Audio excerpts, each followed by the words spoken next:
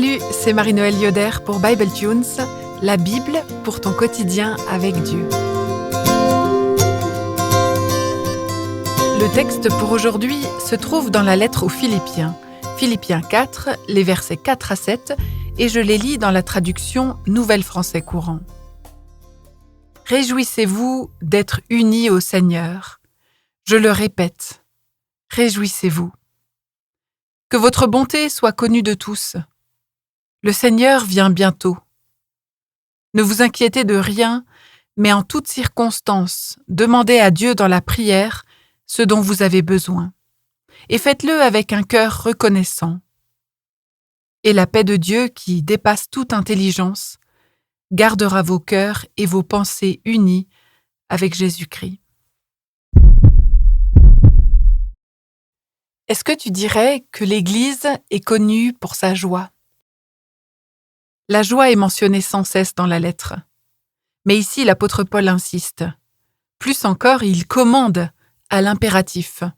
Réjouissez-vous, je le répète, réjouissez-vous. Quand j'étais petite, il y avait des livres humoristiques qui traînaient à la maison. La collection s'appelait « Crise de foi » et on pouvait y voir des chrétiens qui portaient un masque souriant sur un visage triste. J'ai même souvenir d'un dessin où une personne rentrait de l'église avec le sourire et où son conjoint lui disait que c'est bon, qu'ils étaient rentrés et qu'ils pouvaient s'arrêter de sourire. Si seulement l'appel à la joie était pris au sérieux, je suis sûre que l'Église s'en trouverait transformée. Dieu nous veut joyeuses et joyeux. Cet appel à la joie que nous adresse l'apôtre Paul à travers cette lettre aux Philippiens, elle nous rencontre forcément dans une variété de circonstances. Parfois, on est au zénith de notre bonheur et on accueille cet appel à la joie avec délice. Mais parfois aussi, on traverse des situations difficiles et on aurait envie de répondre à l'apôtre Paul qu'il n'y a pas de quoi se réjouir. Un conflit, une maladie, la guerre, une perte d'emploi, une crise majeure, un deuil. Dans la vie, il y a 1000 raisons qui peuvent nous faire dire que ce n'est pas la joie et que ça paraît même indécent de nous la demander. Ça peut nous aider de savoir que Paul n'est pas lui-même dans une situation joyeuse. Il est préoccupé par le conflit qu'il y a dans l'église de Philippe et dont il vient de parler. Il est lui-même enfermé en prison et il ne sait pas s'il s'en sortira vivant. On ne peut pas en tout cas le taxer d'être naïf sur les réalités de la vie. Paul avait aussi 1000 raisons de perdre sa joie. Pourtant, avec une énergie et une espérance surnaturelles, il vient secouer l'absence de joie des Philippiens et la nôtre avec. Tu as déjà remarqué que quand on perd notre joie, on ne s'en rend pas forcément compte ? On est trop absorbé par son propre nombril, sa propre souffrance, ses propres réflexions sur la manière de se sortir d'une situation. L'ordre de l'apôtre Paul fait ici comme un électrochoc. Réjouissez-vous. Cet appel à la joie vient en révélateur de nos replis sur nous-mêmes. Même si le monde entier bascule, les chrétiennes et les chrétiens ont une raison de se réjouir, dit Paul. La joie dont il parle n'est pas liée aux circonstances de vie, mais à la réalité de la relation avec le Dieu d'amour. Encore une fois, c'est dire la place que Paul accorde à la présence du Seigneur dans sa vie. Le sujet profond de joie, qui ne peut lui être enlevé, c'est d'être uni au Seigneur. Dans l'évangile de Jean, Jésus parle en images.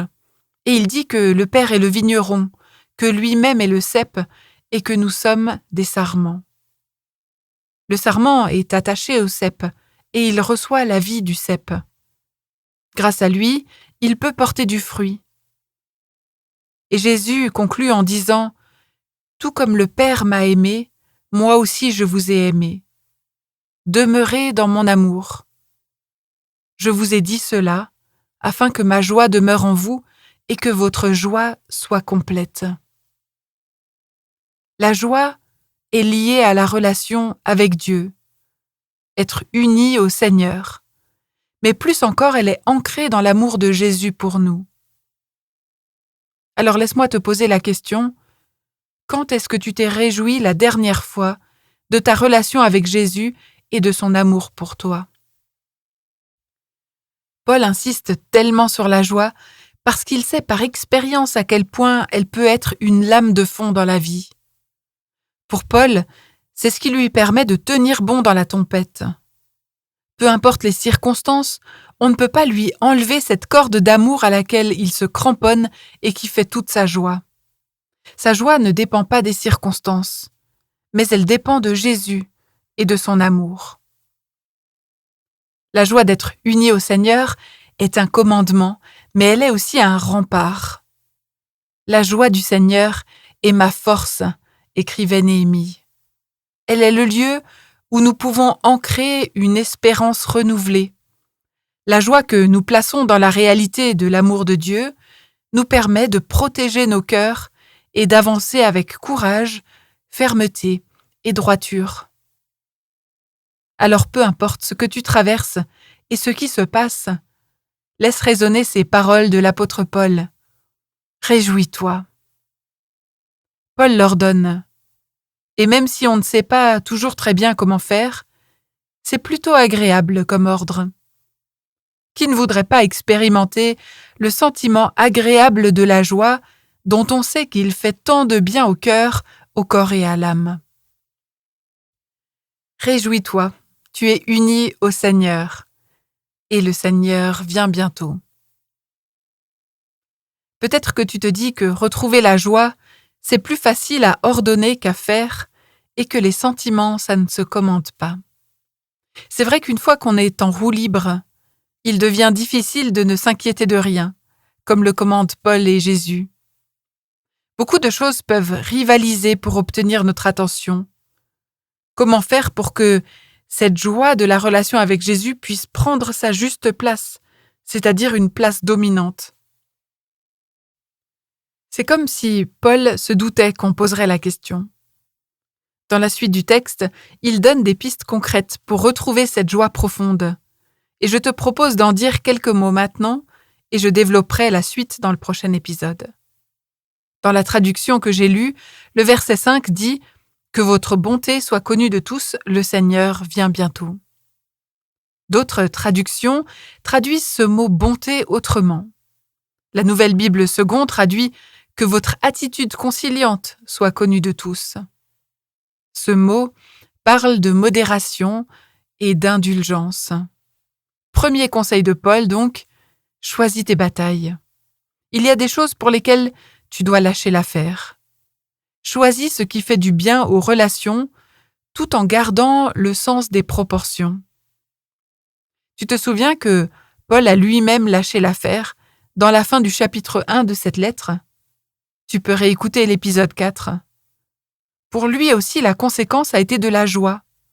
Peu m'importe, le Christ est proclamé et je m'en réjouis. Premier conseil de Paul donc, choisis tes batailles et sois indulgent. Choisis ce qui fait du bien aux relations. Pourquoi? Parce que le Seigneur est proche. Il va venir tirer tout ça au clair lui-même.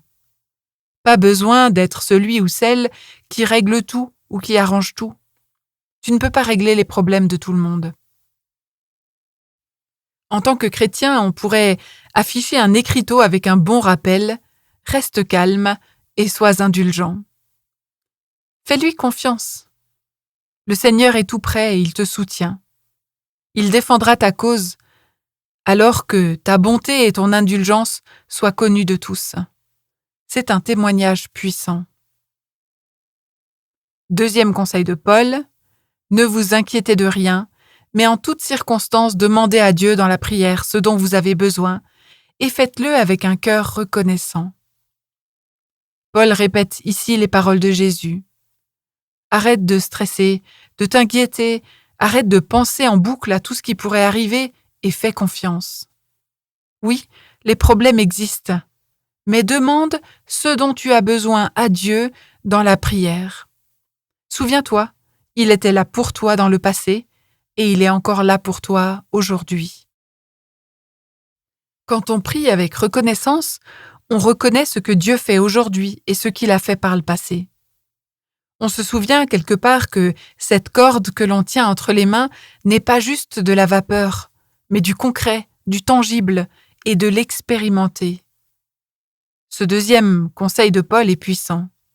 Quand tu es inquiète ou inquiet, cherche à comprendre quel est ton besoin et confie-le à Dieu dans la prière, avec confiance et reconnaissance. Celui qui a agi jusque-là continuera d'agir. Le verset 7 indique la conséquence de ces deux conseils mis en action. Et la paix de Dieu, qui dépasse toute intelligence, gardera vos cœurs et vos pensées unis avec Jésus-Christ. Si tu désires te réjouir, d'être uni au Seigneur et recevoir la joie, ce fruit de l'esprit, alors Paul t'appelle à centrer ton attention sur la relation que tu as avec Jésus. Il nous invite, toi et moi, à faire preuve de bonté et d'indulgence pour les situations qui nous entourent. Tu as des besoins et c'est légitime. Mais identifie-les et parle-en avec Dieu en comptant sur son amour. Tu seras alors rempli de la paix de Dieu. Une paix bienfaisante, surnaturelle, qui gardera et protégera ton cœur et tes pensées. Réjouis-toi. Tu as des raisons de te réjouir parce que tu es en relation avec Jésus. Merci à Paul de nous le rappeler. Merci de m'avoir écouté sur Bible Tunes et au plaisir de poursuivre ce parcours avec toi dans un autre épisode.